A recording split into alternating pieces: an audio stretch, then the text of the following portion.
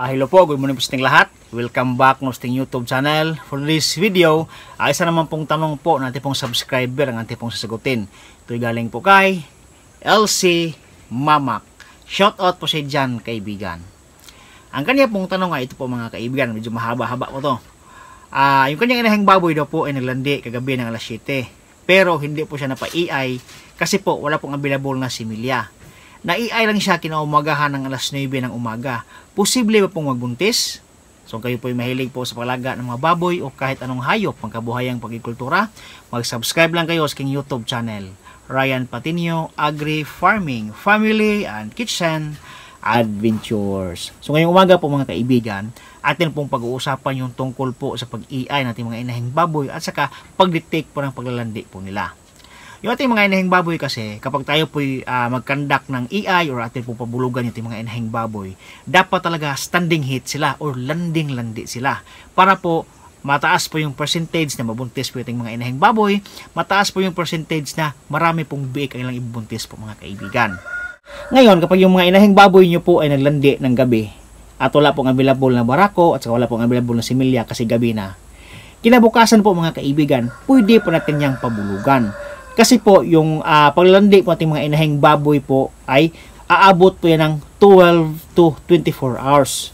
Yung kanilang pong paglalandi. Bago po siya mag-expire.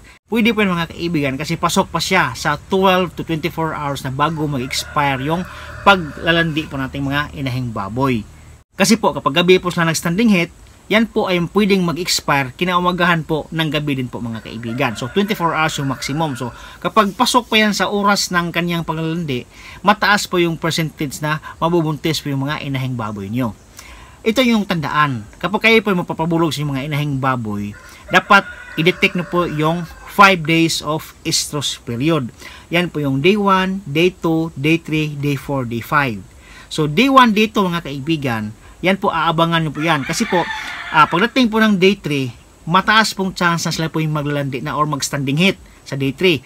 So, landing-landi siya ng day 3. Kaya po, kadalasan po sa mga nag-alaga ng mga baboy, sila po ay nagpapabarako o sila po ay nagkandak ng EI sa ikatlong araw po ng estrus period po ng ating mga inahing baboy. Kasi po, sa mga araw na yan po kadalasan maglalandi po yung ating mga inahing baboy po mga kaibigan. Ito din po ang isa po sa mga tandaan po mga kaibigan kapag hindi po napa-EI yung inahing baboy mo ngayon, kasi po wala pong available na similya, wala pong available na barako, pwede po yan kinabukasan with a span of 12 to 24 hours bago po mag-expire yung standing heat natin mga inahing baboy po mga kaibigan.